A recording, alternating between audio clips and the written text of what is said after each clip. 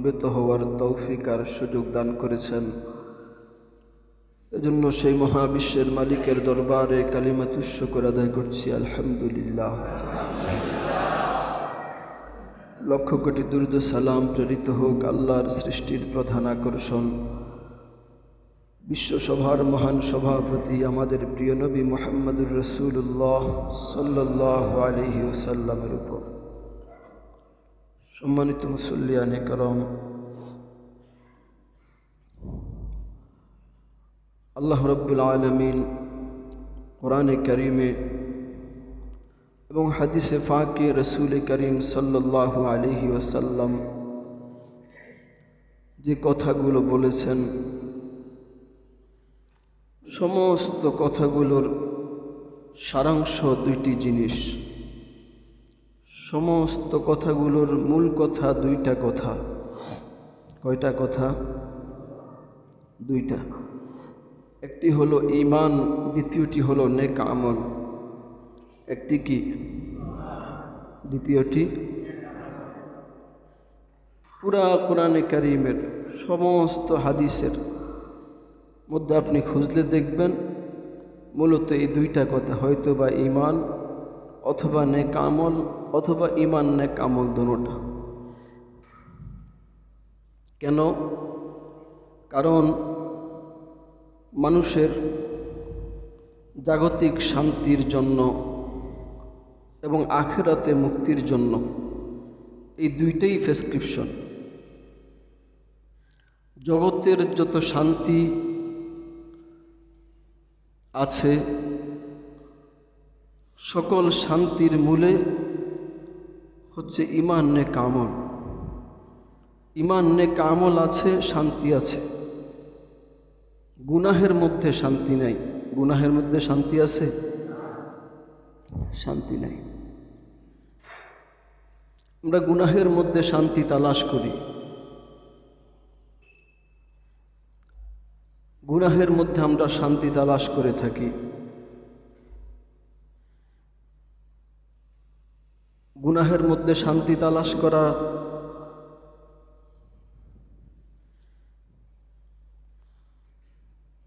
গুনাহের মধ্যে শান্তি তালাশ করলে শান্তি পাওয়া যাবে?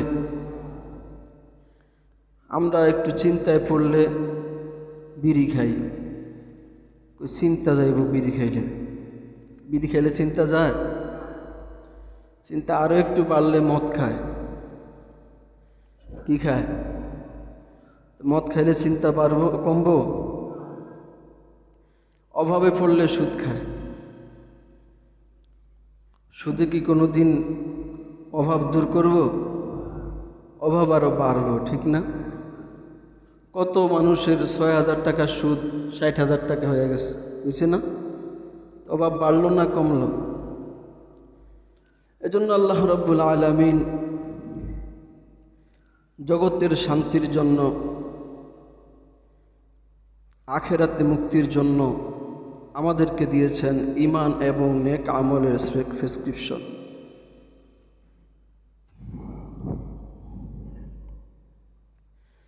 ঈমান নেক আমলের মাধ্যমেই আমরা জাগতিক শান্তি এবং আখিরাতের মুক্তি আমাদের জীবনে আনতে পারব।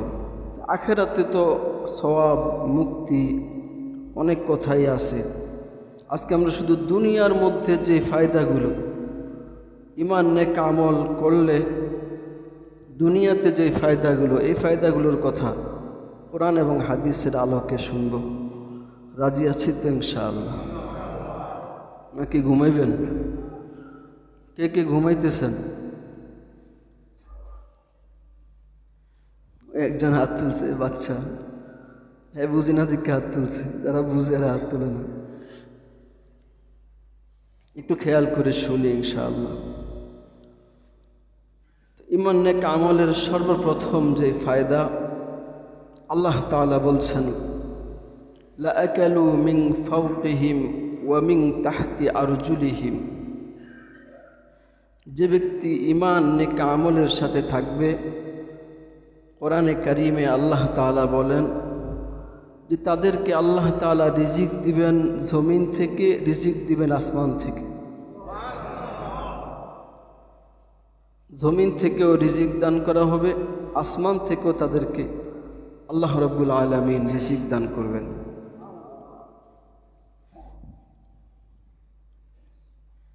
জমিন থেকে যে রিজিকটা আসে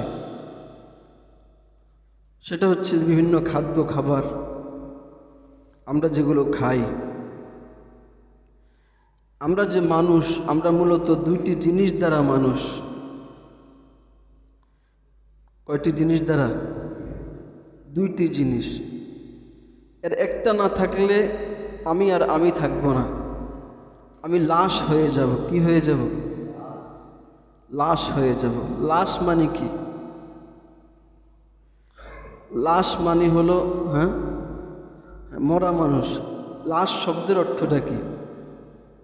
আরবি দুইটা শব্দের সংক্ষিপ্ত হইল লাশ। লা শাইউন মানে কোনো কিছুই না। লা অর্থ কি? না। আর শাইউন মানে কিছু। তো লা শাইউন মানে কোনো কিছুই না। তো এটার সংক্ষেপে কয় কি? লাশ। এটা কি? লাশ। আমি যখন মরে যাব, আমাকে যখন শোয়া রাখা হবে জমিনে, শোয়া রাখার পরে এখন আমার আত্মীয় স্বজন কেউ আয়সা বলবে না যে আব্দুল কাদের কোথায়, বলবে যে আব্দুল কাদেরের লাশ কোথায়। ঠিক কিনা? তাহলে আব্দুল কাদের কই গেল? তাহলে বোঝা গেল আমি যে মানুষটা, এটা মূলত আব্দুল কাদের না, আমার মধ্যে আরেকটা জিনিস আছে। ঠিক কিনা? এই যে দেহটা, এই দেহটার খাবার আসে জমিন থেকে। আমাদের সমস্ত খাবারই মূলত আসমানে। দেহের খাবারটা মডিফাই হইতে হয়, দেহের খাবারটা অন্য একটা রূপ নিতে হয়।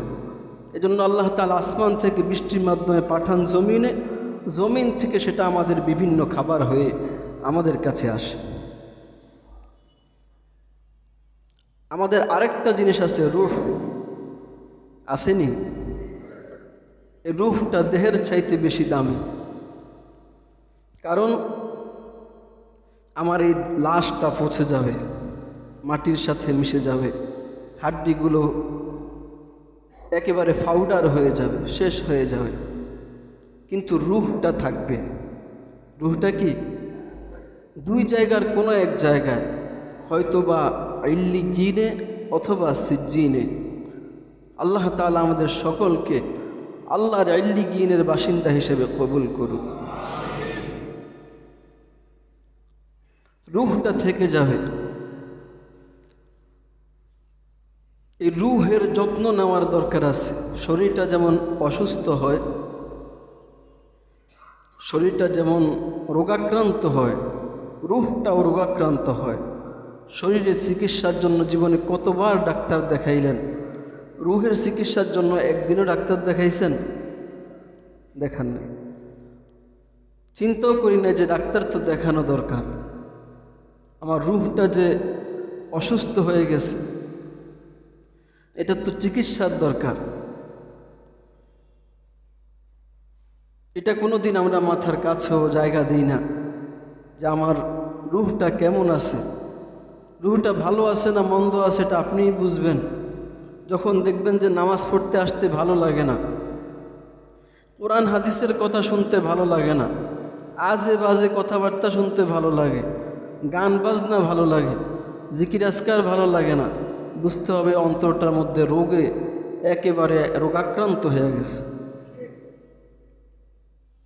আর যখন দেখবেন যে না, আমি 5 ওয়াক্ত নামাজ পড়তে পারতেছি, নামাজ পড়তে ভালো লাগে, নামাজের যে স্বাদ, যে মজা ওটা আমি পাচ্ছি, আমি জিকিরের মজা পাচ্ছি, আমার দ্বারা আল্লাহ পাকের জিকির হচ্ছে, আমার দ্বারা ইবাদত বন্দেগী হচ্ছে, তখন বোঝা যাবে যে আমার কলবটা, আমার রূহটা ঠিক আছে, ভালো আছে।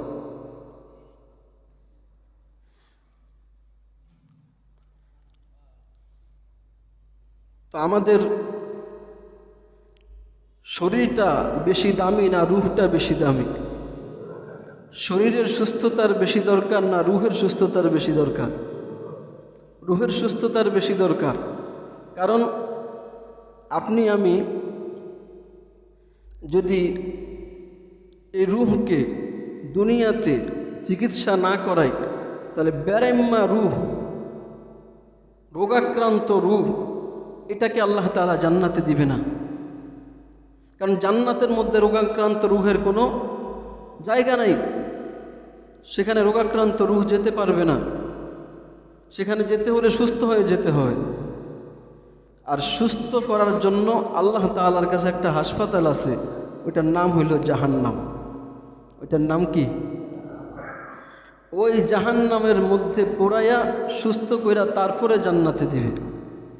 এখন আপনার সিদ্ধান্ত নেওয়ার বিষয়, আপনি কি দুনিয়াতে সুস্থ করে তারপরে যাবেন, নাকি আল্লাহর হাসপাতালে সুস্থ হবেন, সেটা আপনার ইচ্ছা। মুহতারাম হাজিরিন, তো আমাদের রূহ আর দেহ এই দুইটা দিয়ে যেমন আমার নাম, আমি মানুষ, আমি জীবিত, ঠিক তেমনিভাবে এই দুইটির আলাদা আলাদা খাবার আছে। আলাদা আলাদা কি খাবার আছে? দেহের খাবার হলো মাটি থেকে আসে, এই যেমন ফুলকপি, সিম, আলু, টমেটো, মরিচ, এটা সেটা আছে না খাবার, এগুলো জমিন থেকে আসে দেহের খাবার। আর রূহের খাবার আসে আসমান থেকে, বলুন সুবহানাল্লাহ। রূহের খাবারটা আসে আসমান থেকে, তারপরে রূহে আসে, তখন রূহটা শক্তিশালী হয়, রূহের মধ্যে শক্তি পাওয়া যায়। এই শক্তি দিয়ে আল্লাহর ইবাদত বন্দেগী করা সহজ হয়ে যায়। এজন্যই আল্লাহ তাআলা বলছেন, যারা ঈমান এবং নেক আমল করবে তাদেরকে দেওয়া হবে কি? লাআকালু মিন ফাওকিহিম ওয়া মিন তাহতি আরজুলিহিম, তাদেরকে উপর থেকেও খাবার দেওয়া হবে, নিচের থেকেও খাবার দেওয়া হবে। উপর থেকেও রিজিক দেওয়া হবে, নিচের থেকেও রিজিক দেওয়া হবে।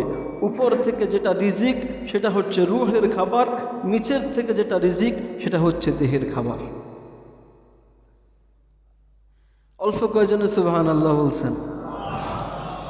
সুবহানাল্লাহ বললে গুনাহ হইব, জেল হইব, ফাঁসি হইব, কি হইব? সওয়াব হবে। সওয়াবের কামই তো করতে আইছি আমরা মসজিদে, তাহলে পড়তে অসুবিধা কোথায়? সবাই পড়ি সুবহানাল্লাহ।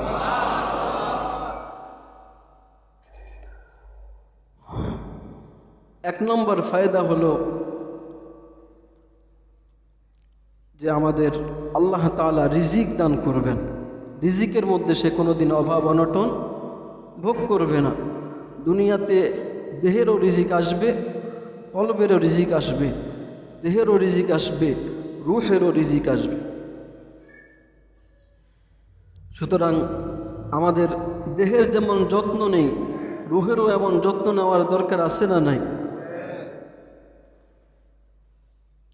দ্বিতীয় হচ্ছে ঈমান এবং নেক আমলের দ্বিতীয় যে ফায়দা, এই ফায়দা কি?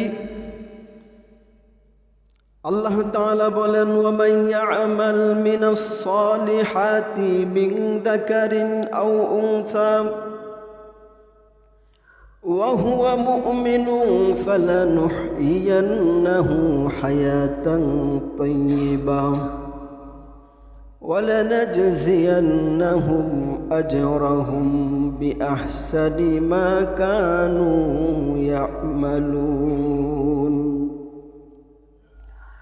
আল্লাহ তাআলা বলেন যে কেউই ঈমান আনার পরে নেক আমল করবে, সে পুরুষ হোক কিংবা মহিলা হোক, فَلَنُحْيِيَنَّهُ حَيَاةً طَيِّبَةً, আল্লাহ তাআলা তাকে সুন্দর একটা জীবন দান করবে। হায়াতে তাইয়্যিবা, হায়াতে তাইয়্যিবার ব্যাখ্যা এটা হচ্ছে বিশদ ব্যাখ্যা। সহজে বলি, একজন মানুষ যেমন কামনা করে, তার জীবনটা যেমন কামনা করে ওই তেমনই হওয়া, এটার নামই হচ্ছে হায়াতে তাইয়্যিবা। একজন মানুষ সে যেমন চায় যে আমার জীবনটা এমন হোক, তো আল্লাহ তাআলা বলেন ঈমান আর নেক আমল করো, আমি আল্লাহ তোমার সাথে ওয়াদা করছি, তোমাকে আমি আল্লাহ তাআলা ওই যেমন চাইতেছো এমন জীবনটা দান করে দিব। একজন মানুষ কি চায় যে সে অশান্তিতে থাকবে? চায় যে সে অসুস্থ থাকবে? চায় যে সে অভাবে থাকবে? তো আল্লাহ তাআলা তাকে একটা সুন্দর জীবন দান করবে, পেরেশান মুক্ত জীবন। আমি বলছি না যে আপনার জীবনে চিন্তা আসবে না, ঈমান নেক আমল যারা করবে তাদের জীবনে চিন্তা আসবে, আসবে না এমন না। মানুষের চিন্তা টেনশন থাকে, গরুর ছাগলের থাকে না, ঠিক কি না? চিন্তা টেনশন মানুষের থাকবেই। কানা রাসূলুল্লাহ সাল্লাল্লাহু আলাইহি ওয়াসাল্লাম দাইমাল ফিক্রি মুতাওয়াসিলাল আহজান। আল্লাহ রসুল সাল্লাল্লাহু আলাইহি ওয়াসাল্লাম সবসময় চিন্তিত থাকতেন, হর হামেশা রাসূল চিন্তিত থাকতেন এবং সবসময় রাসূল পেরেশান থাকতেন। বলুন সুবহানাল্লাহ। তিনি যদি চাইতেন যে জমিনে সবার চাইতে বেশি সুখ আমি মুহাম্মদুর রাসূলুল্লাহ আমি গ্রহণ করব, কেউ মানা করত? কিন্তু সে রাসূল সাল্লাল্লাহু আলাইহি ওয়াসাল্লাম সারাটি জীবন দাইমাল ফিকির, সারা জীবন তিনি চিন্তায় ব্যস্ত ছিলেন। এমনকি সাহাবায়ে কেরামের জীবনও এমনই দেখা যায়। সাহাবায়ে কেরাম রিদওয়ানুল্লাহি তাআলা আলাইহিম আজমাইন, ওনাদের কারো জীবনে যদি কিছুদিন মুসিবত না আসতো, কিছুদিন মুসিবত না আসলে তারা পেরেশান হয়ে যেত। হায় হায়, আল্লাহ কি রহমতের দৃষ্টি আমাদের থেকে সরাইয়া নিল নাকি? কারণ আপনারাও দেখবেন যখন মুসিবত আসে তখনকার সেজদার মজা আর যখন মুসিবত নাই তখনকার সেজদার মজা এক থাকে না, ঠিক কিনা বলেন? তখনকার ইবাদতের মজা আর যখন ভালো আছেন তখনকার ইবাদতের মজা কি সমান থাকে? তখন দেখবেন মসজিদে কোন সময় আজান হইব, নামাজের মধ্যে যায় একটা আল্লাহর কাছে দোয়া করব, একটা পেরেশানি মনের ভিতরে কাজ করে। মসজিদের সাথে দিলটা ঝুলন্ত থাকে, মনটা পেরেশান থাকে মসজিদের দিকে। আল্লাহ রসুল সাল্লাল্লাহু আলাইহি ওয়াসাল্লাম বলছেন, কোরআনে কারিমে আল্লাহ তাআলা বলছেন যে তাদেরকে আল্লাহ তাআলা হায়াতে তাইয়্যিবা দান করবেন, এমন একটা জীবন যে জীবনে কোনো হতাশা থাকবে না, পেরেশানি থাকবে, চিন্তা থাকবে কিন্তু হতাশা থাকবে না, অর্থাৎ যাওয়ার কোনো জায়গা নাই, এমন কোনো অবস্থা হবে না। বরঞ্চ যখনই মুসিবতটা এমন পর্যায়ে যাবে যে দেয়ালে ফিট থেকে গেছে, তখন আল্লাহ তাআলা সামনে এমন হাজারো দরজা খুলে দিবে। যারা ঈমান নেক আমল করে তাদেরকে ধৈর্য ধারণ করতে হবে সেসব মুসিবতে। যখন দেয়ালে পিঠ থেকে যাবে, রাত যত গভীর হয় সূর্যোদয়ের সময় তত কাছাকাছি হয়, ঠিক কিনা? সুবহে সাদেক ততই কাছে এসে যায়। সুতরাং মুসিবত বেশি দেখে ইমানদার পেরেশান হয় না, কারণ তার একজন আছে, কে? তিনি আল্লাহর কাছে সাহায্য প্রার্থনা করে, আল্লাহর কাছে সাহায্য চায়। একথাই আল্লাহ তাআলা বলেছেন, ওয়া মান ইয়ামাল মিনাস সালিহাতি মিন যাকারিন আও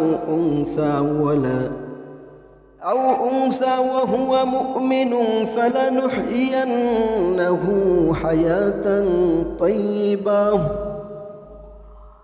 যে কেউ নেক আমল করবে ঈমান আনার পরে, সে পুরুষ হোক অথবা মহিলা হোক, আল্লাহ তাআলা তাকে হায়াতে তাইয়্যিবা তথা কামনার জীবন দান করবেন।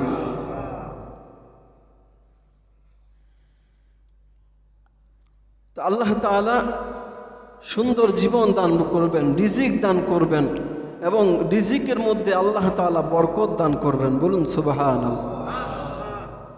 বরকত কি জিনিস? বরকতটা কি? বরকত এটা হচ্ছে উপলব্ধি করার বিষয়। যার কাছে বরকত আসে সে উপলব্ধি করে, এটা দেখানোর বিষয় না, আর বয়ান করে বোঝানোরও বিষয় না। বরকত এমন এক জিনিস, এটা আল্লাহ তাআলা যাকে দান করে, দেখা যায় একজন 5 লাখ টাকা দিয়া যে কাজ করতে পারে, বরকতওয়ালার 5,000 টাকা দিয়ে ওই কাজ হয়ে যায়। বরকতের 5,000 টাকা বরকতহীনের 5 লাখ টাকার চাইতেও বেশি উপকার হতে পারে। এই জন্য হাকিমুল উম্মত থানবী রহমতুল্লাহি আলাইহি তিনি একটি ঘটনা লিখছেন যে একজনের মা তার জন্য দোয়া কইরা দিছে। মায়ের দোয়ার দরকার আসেনি? বাপের দোয়ার, সব মানুষের দোয়ার দরকার আছে। আজকে আমাদের মুরব্বী বাবারা আমরা অনেকে বুঝি, কিন্তু আমাদের যুবক তরুণরা এগুলো বুঝেই না। দোয়া বদদোয়া এখন আর পোলাপাইন বুঝে না, কারণ পরিস্থিতি এমন দাঁড়িয়েছে। এখন স্কুলেও দোয়া বদদোয়ার কথা নাই, অনেক ক্ষেত্রে অনেক মাদ্রাসাও নেই। বিভিন্ন কারণে দোয়া বদদোয়ার কথা যুবক তরুণরা বুঝেই না। যার সাথে মনে চায় যে কোনো ব্যবহার করে বসে, যার সাথে মনে চায় যে কোনো আচরণ করে বসে। অথচ কথা আছে যে হাজারো দাওয়া আর এক দাওয়া, ঠিক কিনা বলেন? হাজারো দাওয়ায় যে কাজ হয় না, এক দোয়ায় সেই কাজ হতে পারে। কিন্তু আজকে এই দোয়ার প্রতি আমাদের কোনো খেয়াল নেই। যার সাথে মনে চায় যেমন আচরণ করে বসি, যার সাথে মনে চায় যেমন কথা বলে বসি, কাজ করে বসি। অথচ মনে রাখতে হবে আমাদেরকে, আমার কোনো কাজ বা কথার দ্বারা কারো জবান দিয়ে আহ শব্দ যেন বের না হয়। কারো একটি আহ আপনার জীবনকে ধ্বংস করে দিতে পারে। কারো একটি আহ জবান থেকে বের হয়েছে, আপনার জীবন, আপনার 14 গোষ্ঠীর জীবন তছনছ হয়ে যাবে। খুব সাবধান এ ব্যাপারে। আমার দ্বারা যেন কারো জবান থেকে একবার আহ শব্দ বের না হয়। আপনাকে কিছু করতে পারবে না, তা আপনাকে কিছু করতে না পারলে তাকে আরো বেশি ভয় করেন, কারণ সে দুনিয়ার কোনো আদালতে মামলা দিবে না, তার মামলা হবে বড় আদালতে, আর সেখানকার ফয়সালা হবে আরো মারাত্মক, আরো ভয়াবহ।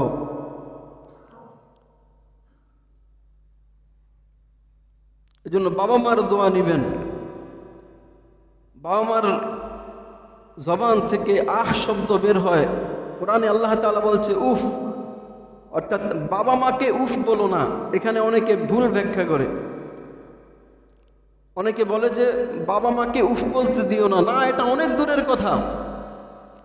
বাবা মার খেদমত করতে যায় তুমি বাবা মার সামনে উফ শব্দ বলবা না। কোরআনের কথা হচ্ছে এটা, ফালা তাকুল্লাহুমা উফ, বাবা মাকে উফ বইল না। তার মানে আব্বা আপনার খেদমত করতে করতে আমি ক্লান্ত হয়ে গেছি, এই উফ শব্দ বলবা না, তছনছ হয়ে যাইবা। অনেকে ভুল ব্যাখ্যা করে, কয় তুমি বাবা মারে উফ, বাবা মা যেন উফ শব্দ না করে। না, বাবা মার ব্যাপারে আপনি তার সামনে তার খেদমত করতে গিয়ে ক্লান্ত হয়ে গেছেন, এটা প্রকাশ করতে পারবেন না। আর অন্য মানুষের ব্যাপারে, অন্য মানুষের জবান দিয়ে আহ বা উফ শব্দ বের হয়েছে, আপনার জীবন ধ্বংস হয়ে যাবে। এটাকে খুব ভয় করা চাই। আমি যদি এখান থেকে যদি না বলি, কে বলবে আপনাদেরকে বলেন? এখন এগুলো বলা যায় না, আদব কায়দার কথা, দোয়ার কথা, এগুলো বলা যায় না। এখন আর মাদ্রাসার ছেলেরা, স্কুলের ছেলেরা এগুলো শুনে না, কারণ আর ওই কর্তৃপক্ষ চাপ দিতে পারে না, কারণ একটা ছাত্র গেলেই তো কত টাকা গেল গা, সে ধরনের বিভিন্ন চিন্তা ফিকির আছে। এজন্য চাপও দেওয়া যায় না। আমরা চাপ ছাড়া আমাদের ওস্তাদদেরকে, মুরব্বীদেরকে যে সম্মান করছি, আজকে সেই সম্মানের নামগোষ্ঠীও নাই। ওস্তাদের কাজ ওস্তাদে পড়ায়, ছাত্রের কাজ ছাত্র পড়ে। এই কারণে এলেমের নূরও নাই, এলেমের রুহানিয়ত নাই, কিছুই নেই। আল্লাহ আমাদেরকে বোঝার তৌফিক দান করুন। তো মা দোয়া করে দিছে, আল্লাহ আমার সন্তানকে তুমি বরকতের রিজিক দান করিও। মা মারা গেলেন, এখন দেখা যায় রিজিকের সন্ধান করতেছে, কোথায় গেলে একটু রিজিক পাওয়া যাবে, রিজিকের টেনশন করতেছে। হঠাৎ করে মনে হয়েছে আমার মায়না আমার লেগে দোয়া করছিল যে আমাকে যেন আল্লাহ তাআলা বরকতের রিজিক দান করে। আল্লাহ তাআলাকে বলছে দোয়া করে, আল্লাহ আমাকে আপনি আমার মায়ের যে দোয়া, সে দোয়ার ফল আমাকে দান করেন, আমাকে আপনি বরকতের রিজিক দান করেন। ঘটনাটা আপনাদেরকে শিক্ষার জন্য বলতেছি, বাস্তবতা অবাস্তবতা কোনো ভিত্তি নেই। যেসব কথার ভিত্তি আছে ওগুলি আমি ভিত্তি সহকারে বলি, এটা আপনারা বুঝার জন্য বলতেছি। মানে বরকত কী জিনিস এই জন্য বলতেছি। কোরআন হাদিসের কথা নির্দ্বিধায় বলা যায়, কিন্তু এ সমস্ত ঘটনাগুলি এগুলির বলতে ভিত্তি লাগে। তো যাই হোক, এ লোক স্বপ্নে দেখলো যে অমুক জায়গায় 30টা দিনার রাখা হয়েছে, ওখান থেকে তুমি 30 দিনার নিয়ে আসো। তো পরের দিন সকালবেলায় যায়, স্বপ্নকে আসলে সত্য দেখছে কিনা এর জন্য গেছে ওই জায়গায়, যায় দেখে যে ওখানে আসলে 30টা দিরহাম পড়ে আছে। তো স্বপ্নের মধ্যে লোকটা আবার তাকে জিজ্ঞেস করছিল যে এর মধ্যে বরকত আসেনি? কয় না, এর মধ্যে বরকত নেই। ঠিক আছে, যেটার মধ্যে বরকত নেই এটা আমার দরকার নেই, 30 দিরহাম আনে নাই। পরের দিন আবার স্বপ্ন দেখছে, যা ওখানে 20 দিরহাম আছে নিয়ে আসো। জিজ্ঞেস করছে বরকত আছে? কয় না, বরকত নেই। তো দ্বিতীয় দিনও আনে নাই। তৃতীয় দিন বলছে যে ওখানে 1টা দিরহাম আছে, ওইটা নিয়ে আসো। বলছে যে বরকত আসেনি? কয় হ, বরকত আছে। এই তৃতীয় দিন সে গেল, যায়া ওইটা নিয়ে আসছে, বাসায় আনছে। পরে স্ত্রী দেখে কয় এটা কই পাইলা? কই আমি সম্পূর্ণ ঘটনা বলার পরে কয় তুমি 30 দিনার আনলা না, 1 দিনার আনলা, 1 দিনার আইনা কি হইব? কয় না, এটার মধ্যে বরকত আছে। স্ত্রী মহিলা মানুষ তো হয়তো বরকত বুঝতে পারে নাই। তো আপনি 30 দিরহাম আনলেন না, 1 দিরহাম দিয়ে এটা দিয়ে কী হইবে? এটার মধ্যে বরকত আবার কি? দিরহামই মাত্র একটা, বরকত আবার কি? তো যান, বাজারে যান, মাছ তরকারি লাগবে, নিয়ে আসেন। বাজারে গেছে, মাছ আনছে, একটা বড় মাছ কিনে আনছে। পরে স্ত্রী ওই মাছ কুটতে যায়, দেখে ভিতরে একটা হীরার টুকরা। যেই হীরার টুকরা সে বিক্রি করলে সারা জীবন চলতে পারবে। এর নাম হচ্ছে বরকত। ওই 30 দিরহাম দিয়ে কয়দিন চলতে পারত? 1 দিরহাম দিয়ে একটা মাছ আনছে, আর 30 দিরহাম দিয়ে নয় 30টা মাছ 1 মাস খাইতে পারত। কিন্তু আল্লাহ তাআলা 1 দিরহামের মধ্যে এত বরকত দান করছে, 1 দিনারের মধ্যে, যে একটা হীরার টুকরাটা সারা জীবন বিক্রি করলে জীবন চলবে। সুবহানাল্লাহ। আমি বুঝাইতে চাইতেছি বরকত কি জিনিস। বরকত হচ্ছে এমনই এক জিনিস যেটা উপলব্ধি করা যায়। এটা বইলা প্রকাশ কইরা বয়ান কইরা বোঝানোর কোনো বিষয় না। একথাই আল্লাহ তাআলা বলেছেন, ওয়ালাউ আন্না আহলাল কুরা আমানু ওয়াত্তাকাউ লাফাতাহনা আলাইহিম বারাকাতিম মিনাস সামাই ওয়াল আরদ। জনপদের অধিবাসীরা যদি ঈমান আনার পরে নেক আমল করত, লাফাতাহনা আলাইহিম বারাকাতিম মিনাস সামাই ওয়াল আরদ, আমি তাদের জন্য আসমানের আর জমিনের সকল বরকতের দরজাগুলো খুলে দিতাম।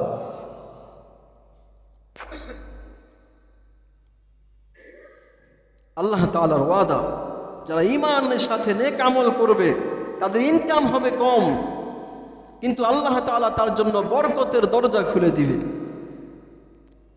সে ওই অল্প টাকা দিয়া স্ত্রীর মুখে হাসি ফোটাতে পারবে, সন্তানদের মুখে হাসি ফোটাতে পারবে, নিজের সব প্রয়োজন মিটাতে পারবে। ঋণ থাকবে না, পেরেশানি থাকবে না, হতাশা আসবে না, শান্তিময়, সুখময়, প্রাচুর্যময় জান্নাতি জীবন যাপন করতে পারবে।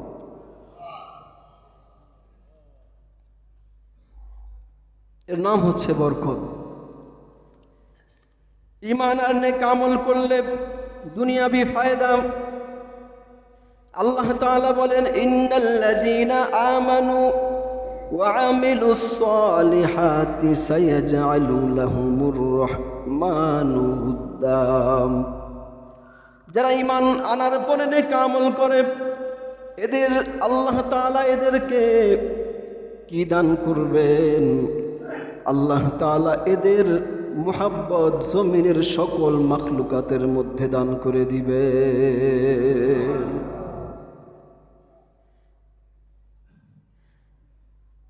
ঈমান নেক আমল করলে মানুষ ভালোবাসবে।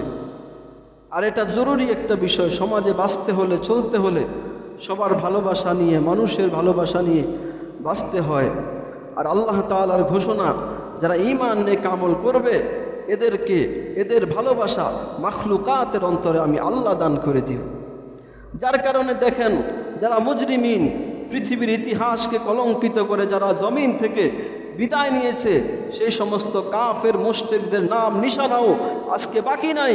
কিন্তু যারা নির্যাতিত হয়েছে, যারা মজলুম হয়েছে, তাদের নাম ইতিহাসের পাতায় স্বর্ণাক্ষরে লেখা আছে।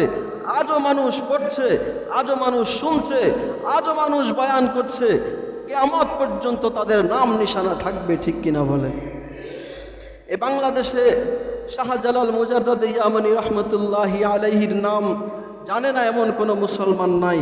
শত শত বছর ধরে তার নাম চলছে, হাজার হাজার বছর পর্যন্ত চলতে থাকবে। কিন্তু যে রাজা গৌর গোবিন্দ তাকে কষ্ট দিয়েছিল, তার নাম কি আছে? ওই আমরা বয়ান করতে গেলে তার নামটা বলি, নাম থাকতো তখন যদি আবার ওই রাজা গৌর গোবিন্দের অনুসারে যারা, তার মানে মনে করেন হিন্দুরা যদি আবার রাজা গৌর গোবিন্দকে আমাদের মতো মানত, আমরা যেমন শাহজালাল ইয়ামানি রহমতুল্লাহি আলাইকে মানি বা শাহজালাল ইয়ামানি রহমতুল্লাহি আলাইকে শ্রদ্ধা করি, ভালোবাসি, এই ভালোবাসাটা যদি রাজা গৌর গোবিন্দকে হিন্দুরা মানত, তাহলে বলতাম যে তার নাম আছে। আসলে কি আছে? হিন্দুরাও কি চায় যে আমি রাজা গৌর গোবিন্দের মতো হতে চাই? আমরা মুসা আলাইহিস সালামের নাম বলি, মুসা আলাইহিস সালামকে আমরা নাম শুনলে আলাইহিস সালাম বলি, আল্লাহর পয়গম্বর মনে করি। কিন্তু ফেরাউনের অনুসারী যারা, তারা কি কোনোদিন কইছে যে আমরা ফেরাউনের অনুসারী হতে চাই? বলছে? তারা কি ফেরাউনকে অনুসরণ করে? তাহলে ফেরাউনের নাম নিশানাও বাকি নাই, ফেরাউনের নাম মানুষ ঘৃণার সাথে নেয়। কিন্তু মুসা আলাইহিস সালামের নাম জমিন যতদিন থাকবে ততদিন থাকবে, ঠিক কিনা বলে? এমনিভাবে যুগে যুগে যত আল্লাহর ওলিরা এসেছে, পীর মাশায়েখরা এসেছে, আল্লাহর প্রিয় বান্দারা, সিদ্দিকিন, শুহাদা, সালেহিনরা এসেছে, পৃথিবী থেকে বিদায় নিয়েছে, এদের নাম ইতিহাসের পাতায় থাকবে। কিন্তু যারা তাদেরকে কষ্ট দিয়েছে, এদের নাম নিশানাও থাকবে না। এটাই আল্লাহ তাআলা বলছেন, যারা ঈমান নেক আমল করবে, ঈমান নেক আমল করে আল্লাহর প্রিয় হয়ে জমিন থেকে বিদায় নিবে, তাদেরকে আল্লাহ তাআলা দুনিয়াতে মানুষের অন্তরে, মাখলুকাতের অন্তরে তার ভালোবাসা ফয়দা করে দিবে। হাদিস শরীফে এসেছে যে আল্লাহ তাআলা যখন জমিনের কোনো মানুষকে ভালোবাসে, তখন নাদা জিবরিল আলাইহিস সালামকে ডেকে বলে, জিবরিল, জমিনের অমুক ব্যক্তিকে আমি ভালোবাসি, তুমিও ভালোবাসো। জিবরিল কয়, আহবাবতু, ভালোবাসলাম। এরপরে জিবরিল আলাইহিস সালাম সাত আসমানের ফেরেশতাদেরকে ঘোষণা করে বলে, হে সাত আসমানের ফেরেশতারা, অমুক ব্যক্তিকে আল্লাহ তাআলা ভালোবাসে, আমি জিবরিল তোমাদের সরদার, আমিও ভালোবাসি। আকাশের ফেরেশতারা, তোমরাও তাকে ভালোবাসো। আকাশের ফেরেশতারা বলে, আহবাবানা, আমরা ভালোবাসলাম। সেই ঘোষণা আস্তে করে ক্রমে জমিনের মধ্যে এসে পড়ে, যার কারণে জমিনের মানুষরাও তাকে ভালোবাসতে শুরু করে দেয়। তো এটা হচ্ছে নেক আমলের ফায়দা, নেক আমলের ফজিলত। তারপরে সর্বশেষ নেক আমলের যে ফায়দা, আল্লাহ তাআলা বলছেন, ইন্নাল্লাযীনা আমানু ওয়া আমিলুস সালিহাত ইন্নাল্লাযীনা ক্বালু রাব্বুনাল্লাহু সুম্মা ইসতাকামু تتنزل عليهم الملائكة ألا تخافوا ولا تحزنوا وأبشروا بالجنة التي كنتم توعدون। যারা ঈমান আর নেক আমল করবে, আল্লাহ তাআলা বলেন, এদেরকে আল্লাহ তাআলা মৃত্যুর আগে তার জান্নাত দেখায়া মৃত্যু দান করবে। মৃত্যুর আগে তাকে দেখাবে যে এটা তোমার আবাসস্থল, আসো আমাদের কাছে, তোমাকে আমরা এখানে ঢুকাবো। তো দুনিয়াবি যে ফায়দাগুলো বললাম, এগুলো এক নম্বর বলছি কি, আল্লাহ তাআলা আসমান জমিন থেকে রিজিক দান করবে। দ্বিতীয়ত এগুলো এই রিজিকের মধ্যে আল্লাহ তাআলা বরকত দান করবে। আল্লাহ তাআলা হায়াতে তয়্যিবা দান করবে, অর্থাৎ কামনার জীবন দান করবে। যেমন চাই তেমন জিন্দগি আল্লাহ তাআলা দান করবে। ঈমান নেক আমলের মাধ্যমে আল্লাহ তাআলা জমিনের মাখলুকাতের দিলে মুহাব্বত সৃষ্টি করে দিবে। আর ঈমান নেক আমলের কারণে সর্বোপরি আল্লাহ তাআলা জান্নাত দেখাইয়া তারপর মৃত্যু নসিব করবে। সুতরাং ঈমান নেক আমল করার দরকার আছে না নাই? সপ্তাহে একদিন। ঈমান নেক আমল কি শুধু নামাজ, শুধু জিকির, শুধু রাজনীতি? সব কিছুর নাম ঈমান এবং নেক আমল, ঠিক কিনা? সমস্ত নেক আমল আল্লাহ তাআলার যত বিধান আছে সকল বিধানগুলো সাধ্য অনুসারে মানার নাম হচ্ছে ঈমান আর নেক আমল, ঠিক কিনা? এই সবগুলো আমরা মানার চেষ্টা করব, নিজেরা দুনিয়াতে ফায়দা পাবো, আখেরাতেও আমরা ফায়দা অর্জন করতে পারবো। আমরা মনে করি হুজুর আমাদের তো মনে চায় কিন্তু করতে তো পারি না। কারণ কি? ওই দিলের যেই রোগ, এই রোগের কারণে, ঠিক না? দিলের মধ্যে আমাদের দিলটা আক্রান্ত, এ কারণে এটা আমাদেরকে মসজিদে আসতে দেয় না, ইবাদত করতে দেয় না।